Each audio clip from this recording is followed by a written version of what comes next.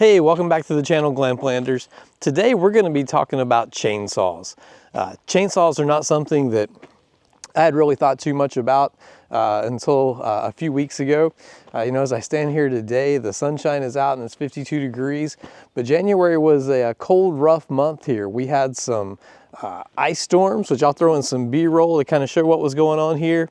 And we had a lot of trees fell down, some across our driveway, some across our road, and it made me realize how important chainsaws are. So I'm going to head down the garage. I'm going to show you what I used to have. I'm going to show you what I have now and why I think that the 16-inch Ryobi chainsaw, if you're in that battery brand, is the perfect chainsaw for you. So stay tuned. Okay, so we're back in the garage, and this is the chainsaw that I have had for several years. So when we moved back to kind of a rural area with some woods around, I need a little bit of a chainsaw, but we don't use wood to heat.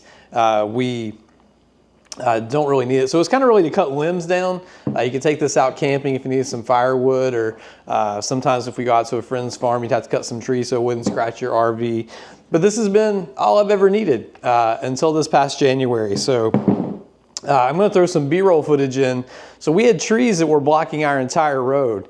Now, luckily, I did have this, and I was able to use it to get us out. And I will tell you guys, one of the absolute advantages of having an electric chainsaw over gas, if you're your average homeowner, is I hadn't used this thing in probably a year and a half, and it's 8 degrees outside. There's trees in the road. My wife runs a nonprofit and had to get to work, so not going in was not something that we could do. So I was able to get this. I was able to throw some bar oil in, throw a battery in, a year and a half.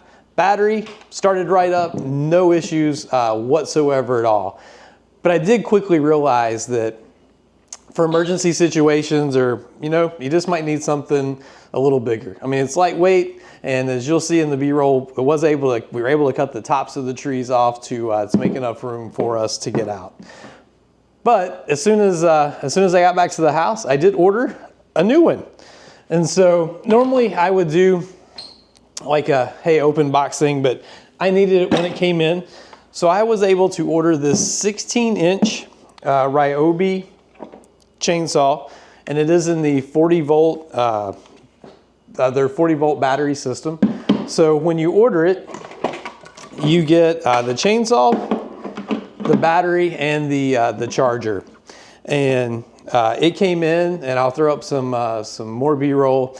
So I took it out because I had a tree that was blocking our backyard, was able just to throw some bar oil in, the battery, and this thing is incredible. It cuts great. I was able to, as you'll see, take that tree out. Probably took me maybe 15, 20 minutes, got it all sawed up, and was able to pull it out of the road. So really, really happy with the performance. Again, if you're someone who's cutting wood to heat your home, to survive off of, probably not the system for you. I get that. But if you're the average homeowner or camper who at times will need a battery or a chainsaw, I highly recommend this. I went with the 16-inch blade because I think for the average person, that's probably good. See, the first one was a 10-inch. So you can go to Home Depot and they have a 10, I think in store you can get a 14, and they have the 16 at 18 and 20. So the 16 is not available in store. I had to buy it online. I can throw a link in the description. No affiliation, I'm not getting a kickback, but I really thought it was the best bang for the buck. So your 14-inch chainsaw is $259 with a 4 amp hour battery.